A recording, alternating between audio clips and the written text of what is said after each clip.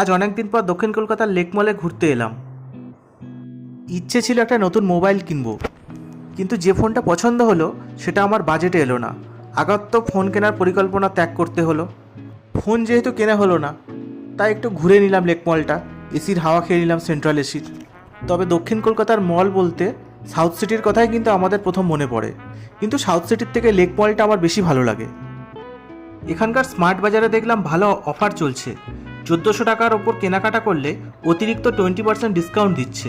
আমি দুটো T shirt এবং একটা জিন্স কিনলাম। বন্ধুরা, তোমরা যদি কখনো লেক মল ঘুরতে আসো, তো লেক মলের পেছনে একটা রেস্টুরেন্ট আছে, নাম তন্দুর হাউস। ওখানকার কম্বো অবশ্যই ট্রাই করো। আমি আজকে একটা চাউমিন কম্বো, একটা রাইস কম্বো আর একটা কাবাব নিয়েছিলাম। তো টেস্ট মোটামুটি ভালোই ছিল, কোয়ান্টিটিও সাফিসিয়েন্ট। তো তোমাদেরকে রিকমেন্ড করলাম, তোমরা অবশ্যই ট্রাই করো।